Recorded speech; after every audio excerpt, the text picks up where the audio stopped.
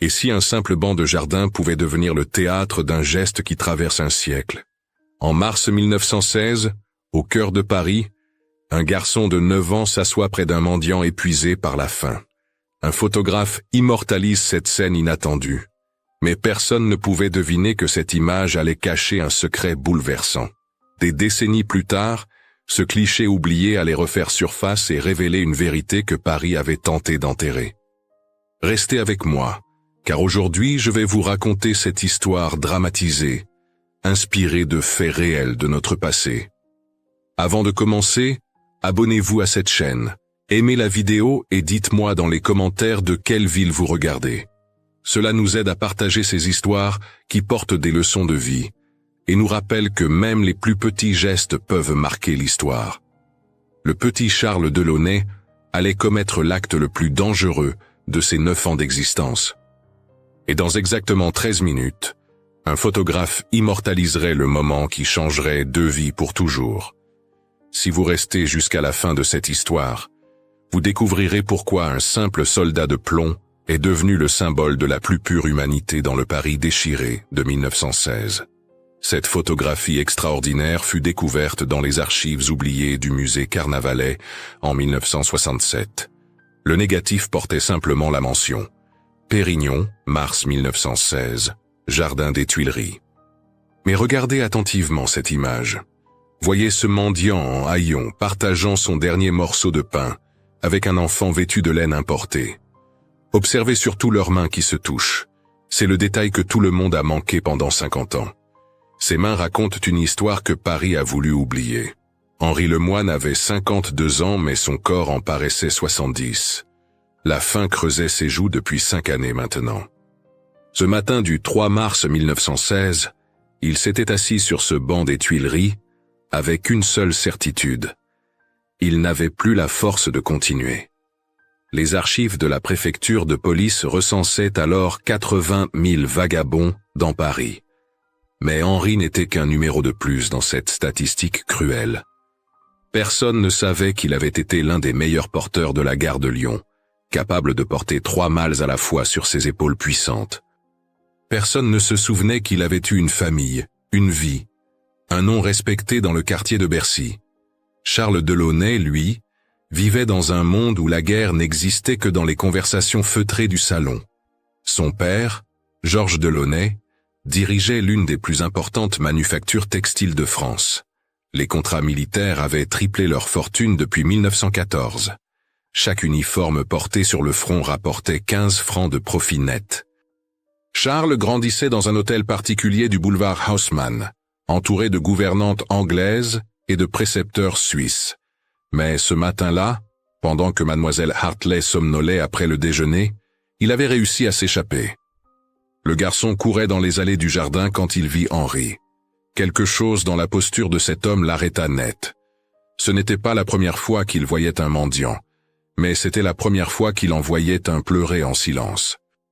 Henri tenait entre ses doigts tremblants un morceau de pain noir, dur comme de la pierre. Le pain rationné coûtait maintenant 4 fois plus cher qu'avant la guerre, selon les rapports du journal L'Humanité de cette époque. Henri le contemplait comme s'il s'agissait du Saint Graal. Charles s'approcha lentement. Sa gouvernante lui avait répété 1000 fois que les Delaunay ne se mélangent pas avec la racaille. Mais quelque chose de plus fort que l'éducation le poussait vers ce banc. Peut-être était-ce cette culpabilité qu'il ressentait chaque soir en voyant les convois de blessés arriver à la gare du Nord, pendant que sa famille dînait de faisans importés. Ou peut-être était-ce simplement la curiosité pure d'un enfant face à la souffrance humaine qu'on lui avait toujours cachée. Henri leva les yeux et vit le petit garçon en costume de velours bleu marine. Son premier réflexe fut de se lever pour partir. Il ne voulait pas contaminer ce monde propre avec sa misère. Mais ses jambes refusèrent de le porter. La faim le clouait au banc depuis 2 heures déjà. Il avait parcouru tout Paris ce matin-là, depuis la soupe populaire de la rue Saint-Antoine jusqu'ici, et ses forces l'abandonnaient. C'est alors que Charles fit quelque chose d'extraordinaire. Il s'assit, simplement, sans un mot, à 30 centimètres de l'homme qui empestait la rue et la mort lente. Henri tourna la tête, stupéfait. Depuis combien de temps personne ne s'était assis volontairement près de lui? Les gens changeaient de trottoir quand ils le voyaient approcher. Les mères tiraient leurs enfants par la main, en murmurant des avertissements. Et voilà que ce petit bourgeois en habit de soie s'installait comme s'ils étaient de vieux amis. « Monsieur, vous avez faim ?» La voix claire de Charles brisa le silence. Ces 4 mots simples eurent l'effet d'un coup de poignard dans le cœur d'Henri. « Monsieur. » Le gamin l'avait appelé monsieur. Pas mendiant, pas vagabond, pas déchet. Monsieur, comme avant, comme quand il avait une adresse, un travail, une dignité. Les larmes qu'il retenait depuis des mois jaillirent soudain, incontrôlables. Charles paniqua. Il pensait avoir blessé le vieil homme. « Pardon, monsieur, je ne voulais pas. » Mais Henri secoua la tête. « Non, non, petit. C'est juste que... personne ne m'a appelé monsieur depuis très longtemps. » Sa voix était rauque, cassée par des années de silence. Il regarda son morceau de pain, puis l'enfant, puis encore le pain. Et dans un geste qui allait défier toute logique de survie, il le cassa en 2. « Voici la plus grosse part, petit monsieur. » Henri tendit le morceau le plus grand à Charles. Le garçon regarda le pain noir, dur, parsemé de ce qui ressemblait à de la sueur. Dans son monde, on jetait du pain plus frais que celui-ci aux canards du bassin. Mais il comprit instinctivement que ce geste valait plus que tous les festins de sa famille. Il prit le pain et mordit dedans, manquant de se casser une dent. « Attendez !» dit Charles en fouillant ses poches. Il en sortit 3 morceaux de sucre qu'il gardait toujours pour les chevaux du manège. « Tenez, ça ira mieux avec ça. » Henri regarda les carrés blancs comme s'ils étaient des diamants. Du sucre, du vrai sucre. Il n'en avait pas goûté depuis 1914. Ils mangèrent en silence, côte à côte, le mendiant et l'héritier, unis par ce repas improbable. C'est à ce moment précis, à 15h33 exactement, que Louis Pérignon, photographe pour le petit journal, passait par là. Il cherchait des scènes pittoresques du Paris en guerre. Cette image insolite attira son œil expert. Mais ce que Pérignon ne pouvait pas savoir, c'est qu'il était sur le point de capturer bien plus qu'un simple contraste social. Car dans la poche de Charles se trouvait un petit soldat de plomb, et dans 3 minutes exactement, se jouait à aller créer un moment d'humanité pure que le monde n'était pas prêt à comprendre. 6 mois plus tôt, Henri Lemoine dormait encore sous un toit. Pas un bon toit, certes, mais un toit quand même. Une chambre de bonne au 6e étage d'un immeuble délabré de Belleville, où la tuberculose et la misère se disputaient les locataires. Mais c'était avant que la guerre ne dévore les dernières miettes de sa dignité. Les registres de l'hôpital Lariboisière de septembre 1915 mentionnent son admission pour malnutrition sévère. Il avait survécu, mais avait perdu son logement, incapable de payer les 3 francs de loyer hebdomadaire. Charles, pendant ce temps, grandissait dans un univers parallèle. Chaque matin, son père Georges Delaunay consultait les télégrammes du front en calculant les commandes d'uniformes. 10 000 morts français signifiaient 10 000 uniformes neufs à produire. La manufacture Delaunay et fils tournait jour et nuit, les machines rugissant comme des bêtes affamées de profit. La mère de Charles, Marguerite, organisait des galas de charité pour les veuves de guerre, collectant des fonds qu'elle reversait avec grande publicité, gardant discrètement 30% pour les frais administratifs. Mais Charles voyait à travers le vernis. Le soir, seul dans sa chambre immense, il entendait les cris des blessés qu'on transportait de la gare du Nord vers l'hôpital Lariboisière. Il comptait les ambulances depuis sa fenêtre. 23 la nuit dernière, 31 avant-hier. Son précepteur suisse, M. Keller, lui avait montré en secret des photographies du front parues dans un journal socialiste interdit. Des hommes sans visage, des corps dans la boue, des rats gros comme des chats se nourrissant de chair humaine. Henri avait connu cet enfer de près, mais d'une autre manière. Son fils aîné, Pierre, était tombé à Verdun en février. La notification officielle était arrivée 3 semaines après la mort, un formulaire préimprimé où seul le nom avait été rajouté à la main. Mort pour la France, disait le papier, mais Pierre détestait la France qu'il avait envoyé mourir. Dans sa dernière lettre, qu'Henri gardait encore contre son cœur, cousu dans la doublure de sa veste en lambeaux, Pierre avait écrit « Papa, ici les officiers mangent du poulet pendant que nous crevons de dysenterie. Si je meurs, ce ne sera pas pour la patrie, mais parce qu'un général aura eu besoin de gagner une médaille. » Cette lettre, Henri ne l'avait montrée à personne, pas même quand les gendarmes l'avaient interrogé après qu'il ait craché sur une affiche de mobilisation. C'était dangereux de critiquer la guerre. Les archives de la préfecture recensent 423 arrestations pour défaitisme rien qu'en janvier 1916. Henri avait échappé à la prison uniquement parce que le brigadier avait eu pitié de ce vieux fou édenté. Revenons à ce banc du jardin. Charles venait de sortir de sa poche le petit soldat de plomb. « Mon père les fabrique », dit-il avec une pointe de fierté mêlée de honte. Les vrais soldats portent les uniformes de papa, et moi je joue avec les faux. C'est bizarre, non? Henri prit délicatement le jouet entre ses doigts crevassés. Le petit soldat était parfaitement moulé, l'uniforme bleu horizon minutieusement peint, le fusil Lebel en position d'assaut. « Mon Pierre en avait un comme ça », murmura Henri. Avant de partir, il l'avait donné à son petit frère en lui disant de le garder jusqu'à son retour. Mais il n'est jamais revenu. Et son petit frère... Henri s'interrompit. Charles attendit, sentant qu'une porte s'ouvrait sur un abîme de douleur. Le choléra finit par lâcher Henri. Septembre 1911. Ma femme, mes 3 enfants. Tous partis en une semaine. J'étais à la gare, je chargeais les malles des bourgeois qui fuyaient l'épidémie. Quand je suis rentré, ils étaient déjà malades. Le docteur a dit qu'il ne pouvait rien faire sans argent pour les médicaments. J'ai vendu tout ce que nous avions, même mon alliance. Mais c'était trop tard. Charles écoutait, les yeux écarquillés. Dans son monde, on ne mourait pas du choléra. On appelait le médecin de famille qui prescrivait des potions importées de Suisse, et on guérissait dans des draps de soie. Il n'avait jamais imaginé qu'on pouvait regarder sa famille mourir faute de pouvoir payer les soins. « Pourquoi vous n'avez pas demandé de l'aide ?» demanda l'enfant avec cette naïveté cruelle de ceux qui n'ont jamais manqué de rien. Henri eut un rire amer. « De l'aide ? Petit, sais-tu combien de fois j'ai frappé aux portes des églises, des mairies, des bureaux de bienfaisance ? On me disait toujours la même chose. Les fonds sont réservés aux veuves de guerre. Mais ma femme n'était veuve de personne. Elle était juste morte de pauvreté dans le pays le plus riche d'Europe. Un groupe de dames élégantes passa devant le banc à ce moment-là. L'une d'elles, reconnaissant Charles, s'arrêta horrifiée. « Mais c'est le petit Delaunay !» s'exclama-t-elle. « Charles, que fais-tu avec cette personne ? Il faut prévenir ta gouvernante immédiatement. » Charles se leva d'un bond. « Non, Madame Forestier, s'il vous plaît. C'est mon ami, il me raconte des histoires de la gare. » La dame recula, scandalisée. « Ton ami ? Charles, les Delaunay ne sont pas amis avec ça. » Elle désigna Henri comme on montre un animal dangereux.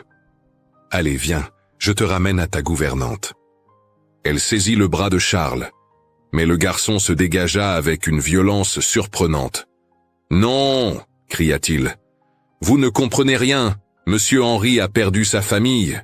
Il avait des enfants comme moi, et maintenant il n'a plus personne. » La dame Forestier blêmit.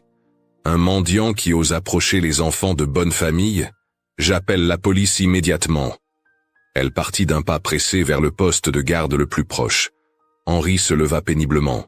« Petit, il faut que tu partes. Si les gendarmes arrivent, ils vont m'emmener. Et ta famille, ils ne te laisseront plus jamais sortir seul. » Charles le regarda, les larmes aux yeux. « Mais ce n'est pas juste. Vous n'avez rien fait de mal. La justice n'existe pas pour les gens comme moi, » répondit Henri avec une douceur infinie. « Mais écoute-moi bien, petit Charles. Un jour, tu seras grand, tu auras le pouvoir de ton père. Souviens-toi alors qu'il existe 2 Paris, celui des jardins fleuris et celui des ventres vides. Et souviens-toi qu'entre les deux, il n'y a parfois qu'un banc et un morceau de pain partagé. » Charles fouilla frénétiquement ses poches. Il en sortit tout ce qu'il avait. 3 autres morceaux de sucre, un mouchoir brodé à ses initiales, 2 pièces de 20 centimes. « Prenez tout, supplia-t-il. Henri refusa d'un geste, mais Charles insista. « Alors prenez au moins le soldat, pour vous souvenir que quelqu'un pense à vous. » C'est à ce moment précis que Louis Pérignon déclencha son appareil. Le cliché saisit l'instant où Charles posait le petit soldat de plomb dans la paume ouverte d'Henri, leurs mains se touchant dans un geste d'une tendresse infinie. Au loin, on entendait déjà les sifflets de la police. Les sifflets de police se rapprochaient. Henri serra le petit soldat de plomb contre son cœur et regarda Charles une dernière fois. « Cours, petit, ne te retourne pas. » Charles hésita une seconde de trop. Sa gouvernante, mademoiselle Hartley, surgit au détour de l'allée, le visage écarlate de fureur et d'inquiétude. « Charles, Dieu du ciel, où étais-tu passé ?» Elle l'attrapa par le poignet avec une force qui lui fit mal. Henri tenta de s'éloigner discrètement, mais ses jambes affaiblies le trahirent. Il trébucha, s'effondra sur le gravier. Le petit soldat de plomb roula jusqu'aux pieds de la gouvernante. Elle le ramassa, dégoûtée. « Qu'est-ce que c'est que ça ?»« C'est mon jouet !» cria Charles. « Je l'ai donné à monsieur Henri. » La gouvernante regarda l'homme à terre, puis l'enfant, puis de nouveau le mendiant. La compréhension illumina son visage d'une horreur absolue. « Vous avez osé toucher à l'enfant ?» siffla-t-elle. Henri leva les mains en signe de paix. « Non, madame, je vous jure, nous parlions seulement. » Mais 3 gendarmes arrivaient déjà au pas de course, alertés par madame Forestier. L'un d'eux, un brigadier moustachu, reconnut immédiatement Henri. « Encore toi, le moine? Qu'est-ce que tu as fait cette fois? Il a approché le petit Delaunay !» accusa la gouvernante. « Il lui a donné des choses. » Le brigadier fronça les sourcils. C'était grave. Toucher à un enfant de la haute bourgeoisie pouvait valoir 6 mois de prison, peut-être plus si la famille portait plainte. Henri savait qu'il ne survivrait pas 6 mois à la prison de la santé. Pas dans son état. « C'est moi qui lui ai parlé », protesta Charles, se débattant dans la poigne de sa gouvernante. « C'est moi qui lui ai donné mon soldat. » Personne n'écoutait l'enfant. Dans le Paris de 1916, la parole d'un mendiant ne valait rien, celle d'un enfant guère plus. Seuls comptaient les adultes respectables, ceux qui payaient l'impôt et portaient des chapeaux neufs. Le brigadier saisit Henri par le col et le remit brutalement debout. « Tu vas nous suivre au poste.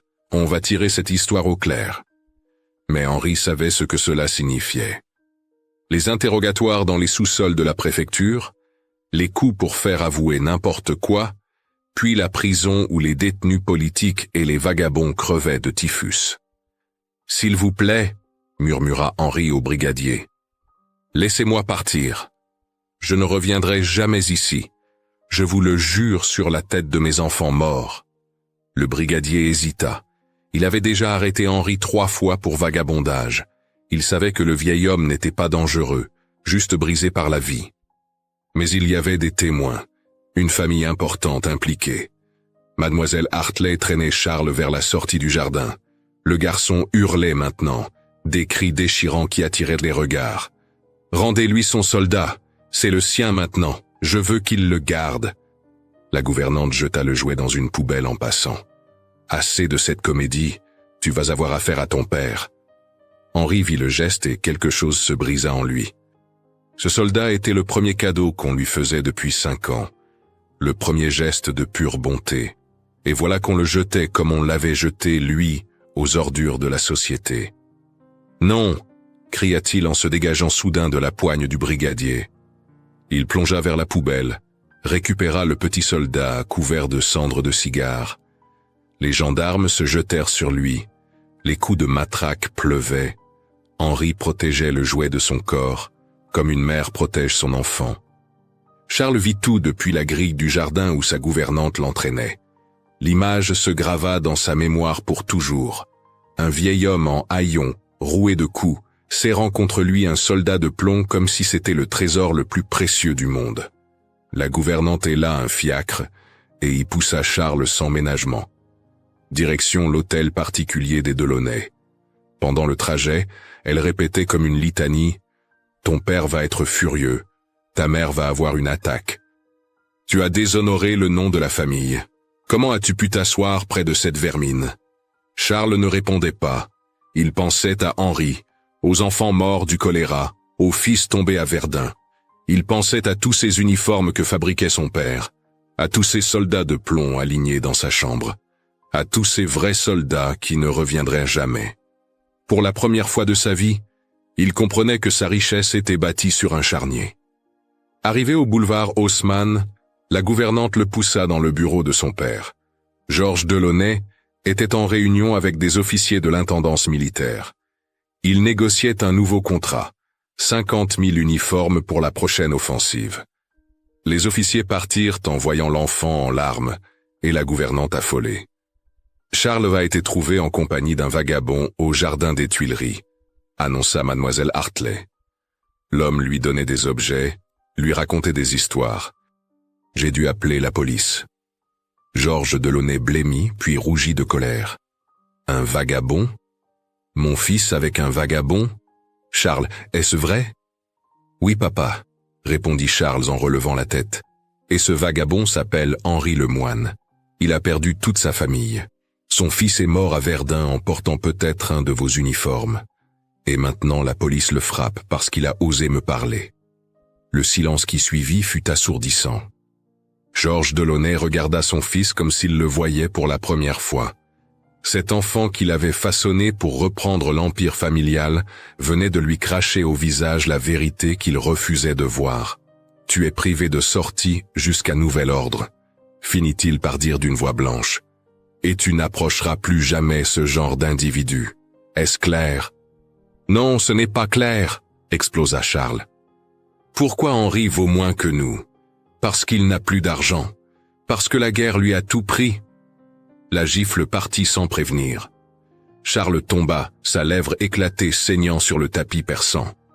Georges Delaunay n'avait jamais frappé son fils auparavant. Mais entendre ces mots, ces vérités dangereuses, c'était trop. « Tu ne sais rien de la vie », siffla-t-il. « Le monde est ainsi fait. Il y a ceux qui réussissent et ceux qui échouent. Nous sommes du côté des gagnants. » Charles se releva, le sang coulant sur son menton. « Non, papa. Nous sommes du côté de ceux qui profitent de la mort. Chaque uniforme que vous vendez, c'est un homme qui va mourir dedans. Vous le savez et vous continuez. Henri, lui, n'a tué personne. » Georges Delaunay appela 2 domestiques. « Emmenez-le dans sa chambre. Qu'il n'en sorte plus jusqu'à ce que je décide de son sort. Peut-être l'enverrai-je en pension en Suisse. Là-bas, on lui apprendra le respect de l'ordre établi. » Pendant qu'on l'emmenait, Charles hurla une dernière phrase qui glaça son père. « Si Henri meurt, son sang sera sur vos mains, sur les mains de tous ceux qui regardent ailleurs. » Georges Delaunay resta seul dans son bureau, contemplant les contrats militaires sur sa table. 50 000 uniformes, 50 000 futurs morts. Pour la première fois depuis le début de la guerre, il eut la nausée. Au même moment, au poste de police du 1er arrondissement, Henri crachait du sang dans une cellule. Les coups avaient réveillé sa tuberculose latente. Il serrait toujours le petit soldat de plomb dans sa main ensanglantée. Le brigadier, pris de remords, lui apporta un verre d'eau. « Dans 2 semaines, il y aura une grande manifestation place de la République », murmura le policier. « Les gens ont faim. Ils vont demander du pain. Si j'étais toi, j'éviterais le quartier. Ça va mal finir. » Henri hocha la tête. Il savait que le brigadier le relâcherait à l'aube, comme toujours. Mais il savait aussi qu'il ne tiendrait plus longtemps. Son corps le lâchait, minute après minute. Au moins, pensa-t-il en regardant le petit soldat, quelqu'un se souviendra que j'ai existé. Ce petit garçon au cœur pur se souviendra. 2 semaines s'étaient écoulées depuis l'incident du jardin. Le 17 mars 1916, Paris se réveilla sous une pluie glaciale qui transformait les rues en torrents de boue. Charles Delaunay restait enfermé dans sa chambre, surveillé jour et nuit par un nouveau précepteur allemand, Herr Zimmermann, un homme sec qui avait fui son pays pour éviter la mobilisation. L'ironie n'échappait à personne. Un déserteur allemand enseignait le patriotisme au fils d'un profiteur de guerre français. Henri, lui, avait trouvé refuge sous le Pont-Neuf. Sa toux empirait chaque jour. Le petit soldat de plomb ne quittait jamais sa poche. Parfois, il le sortait et le contemplait, se rappelant la chaleur de la main de Charles, la douceur de ce moment volé au destin. Marie Larousse, une prostituée quinquagénaire qui travaillait sur les quais, lui apportait parfois de la soupe chaude. « T'as pas bonne mine, Henri, lui dit-elle ce matin-là. Tu devrais aller à l'hospice. » Mais Henri savait ce qui l'attendait à l'hospice. Les salles communes où l'on mourait à 50 dans la même puanteur, les médecins qui ne venaient jamais, les infirmières débordées qui fermaient les yeux des morts sans un mot de réconfort.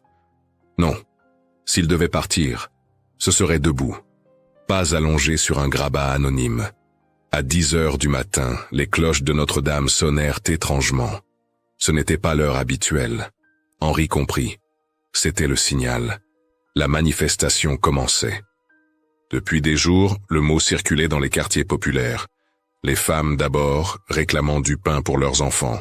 Les ouvriers ensuite, exigeant la fin de la guerre. Le gouvernement avait déployé 3 régiments de gendarmes et 2 compagnies d'infanterie coloniale. Place de la République, la foule grossissait. 5 000, puis 10 000 personnes. Des femmes en noir, des veuves de guerre brandissant les portraits de leurs maris morts, des mères portant des enfants rachitiques. Des ouvriers de chez Renault, de chez Citroën, épuisés par les cadences infernales. Les archives de la préfecture de police décrivent cette foule comme une mer humaine de désespoir et de colère.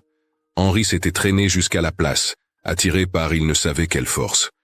Peut-être voulait-il simplement être avec les siens une dernière fois, ces invisibles qui comme lui survivaient dans les marges de la ville lumière. Il s'appuya contre un réverbère, la respiration sifflante.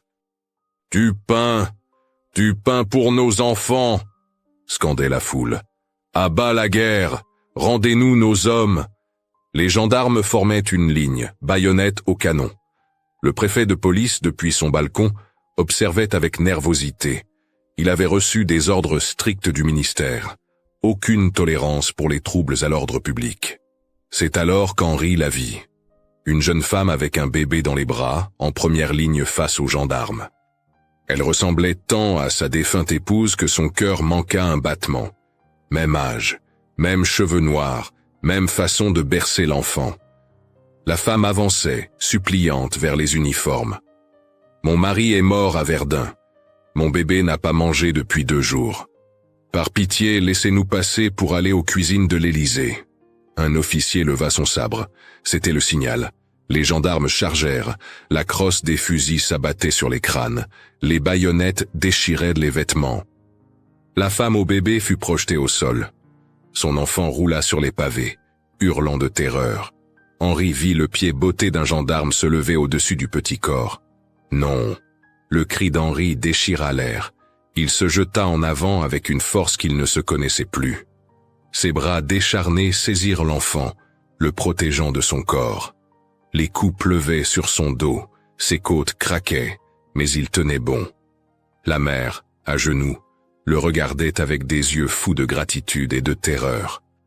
Les coups de feu éclatèrent. Qui avait tiré en premier? Les rapports officiels accuseraient les manifestants, mais les témoignages recueillis des années plus tard par les historiens parlent tous d'un ordre donné par un capitaine paniqué. Les balles sifflaient. Les gens couraient dans tous les sens. Henri sentit 2 impacts dans son dos, un dans son ventre. La douleur était paradoxalement libératrice. Enfin, pensa-t-il, enfin je vais les rejoindre. Mais il tenait toujours l'enfant. La mère rampait vers lui, du sang coulant d'une blessure au front.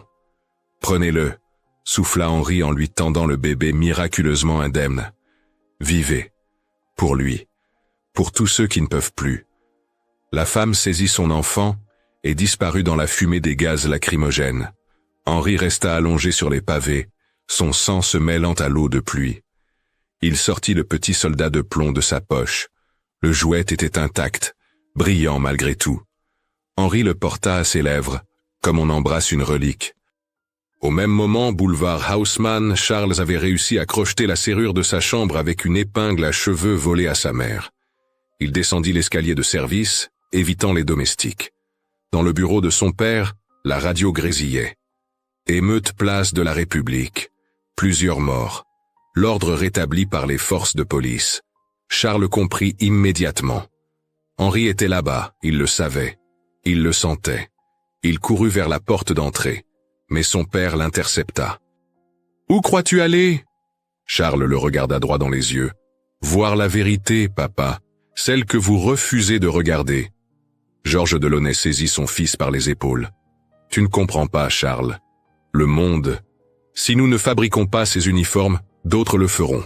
C'est ainsi que fonctionne la guerre, le commerce, la vie. Charles se dégagea.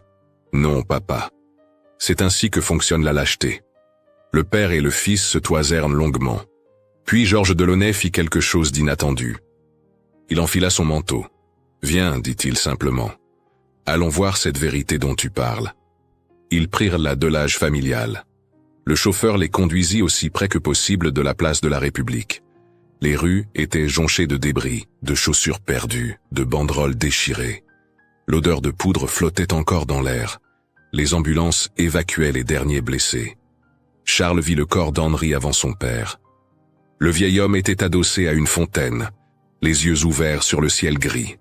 Dans sa main, le petit soldat de plomb brillait sous la pluie. Charles se précipita, tomba à genoux dans le sang. « Henri! Monsieur Henri !» Georges Delaunay s'approcha lentement. Il vit son fils pleurer sur le corps d'un vagabond. Il vit le jouet fabriqué dans ses usines, serré dans une main morte. Il vit surtout, pour la première fois peut-être, le prix réel de sa fortune. « C'était mon ami. Papa !» sanglota Charles. Il avait des enfants. Il avait une vie. Et il est mort en sauvant un bébé qu'il ne connaissait même pas. Georges Delaunay retira son chapeau. Un attroupement se formait. Des gens reconnaissaient l'industriel, murmuraient. Certains crachaient au parterre. Un journaliste surgit. C'était Louis Pérignon, le photographe du jardin. Il reconnut l'enfant, le mendiant, comprit le lien. « Monsieur Delaunay, une déclaration sur les émeutes ?» Georges regarda le photographe, puis son fils, puis le corps d'Henri. « Écrivez ceci, dit-il d'une voix cassée. Aujourd'hui, un héros est mort. Un homme que la société avait abandonné mais qui a donné sa vie pour sauver un enfant inconnu. Son nom était Henri Lemoine. Il mérite mieux qu'une fosse commune. » Georges Delaunay tint parole.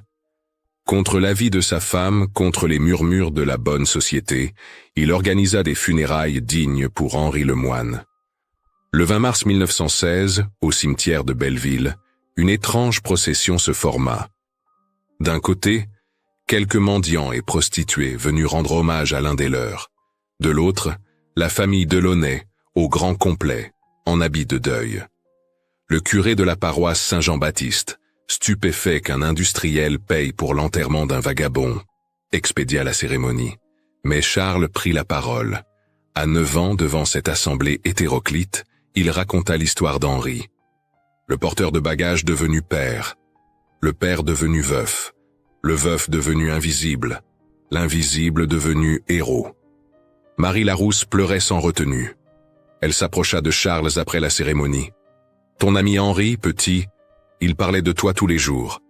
Il disait que tu lui avais rendu sa dignité, que grâce à toi, il était redevenu Monsieur Lemoine, même pour quelques minutes. » Charles sortit de sa poche une enveloppe. Elle contenait 500 francs, toutes ses économies d'enfant. « Pour les amis d'Henri, dit-il, pour qu'ils sachent que quelqu'un se souvient. » Marie regarda l'argent, puis l'enfant. Elle comprit que ce geste n'était pas de la charité, mais de la fraternité. Le petit soldat de plomb fut enterré avec Henri, selon le souhait de Charles. Mais Louis Pérignon avait fait tirer plusieurs copies de la photographie du jardin. Il en donna une à Charles. « Gardez-la, jeune homme. Un jour vous comprendrez toute sa valeur. » Les semaines passèrent.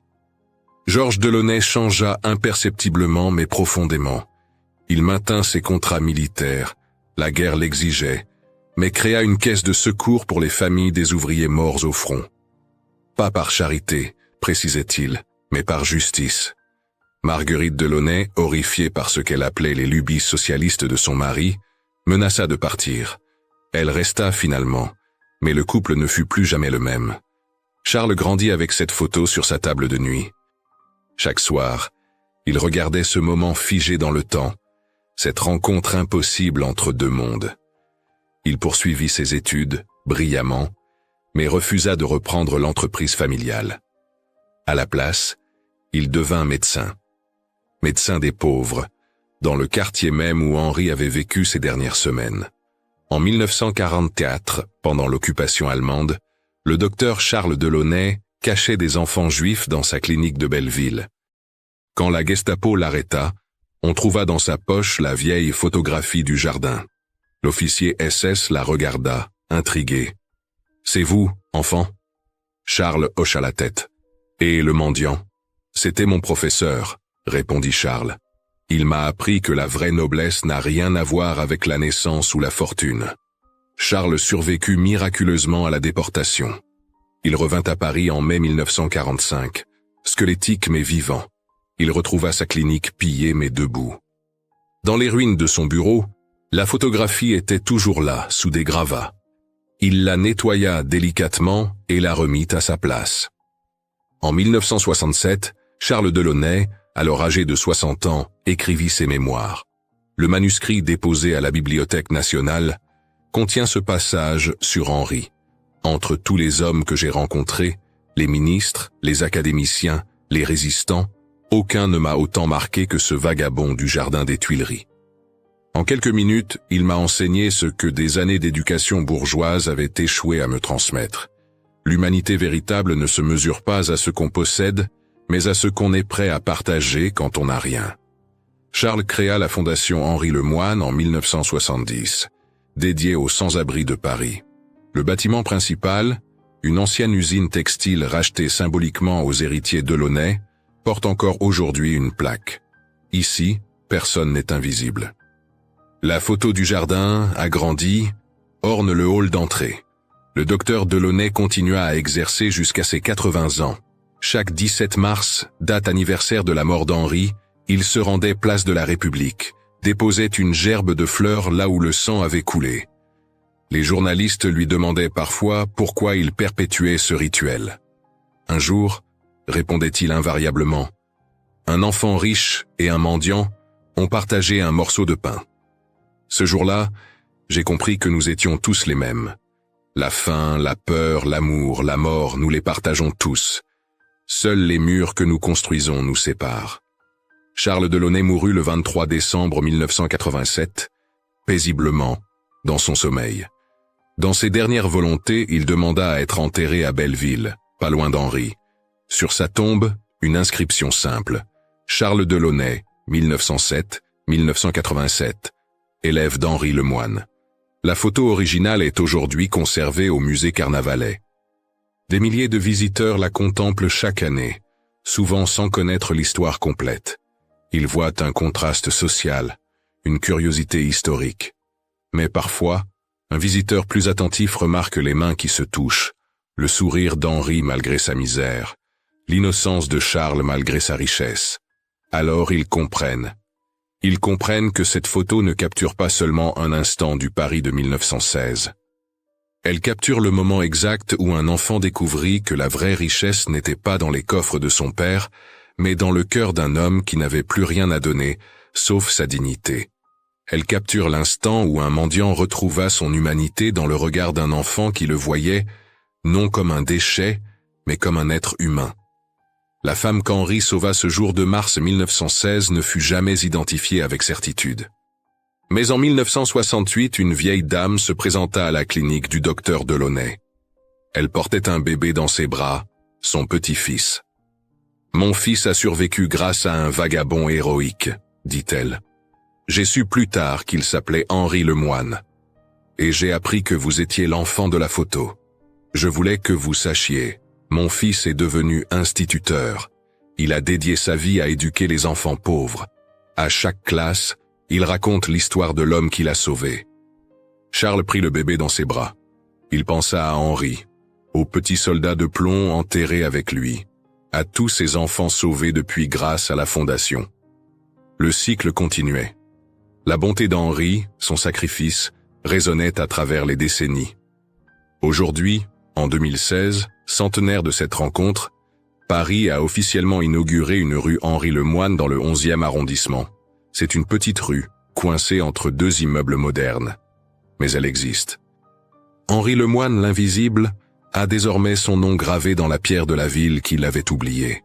La leçon de cette histoire, peut-être est-elle dans ces mots que Charles Delaunay répétait à ses patients les plus désespérés. Personne n'est jamais totalement perdu tant qu'une seule personne se souvient de son nom, de son histoire, de sa dignité. Henri Lemoine n'avait plus rien, mais il avait encore quelque chose à offrir, son humanité. Et parfois, c'est tout ce qui compte. La photo reste là, témoin silencieux d'une vérité simple mais révolutionnaire. Entre le château et la rue, entre l'abondance et le dénuement, il n'y a parfois qu'un banc de jardin et deux mains qui se rejoignent. Dans ce geste, toutes les barrières tombent. Dans ce geste, nous redevenons ce que nous n'aurions jamais dû cesser d'être, simplement humains. Si cette histoire vous a touché, souvenez-vous qu'aujourd'hui encore, dans chaque ville, des Henri attendent sur des bancs. Ils n'attendent pas votre argent. Ils attendent ce que Charles leur a offert, la reconnaissance de leur humanité. Un monsieur ou une madame, un regard qui ne se détourne pas, une main qui se tend.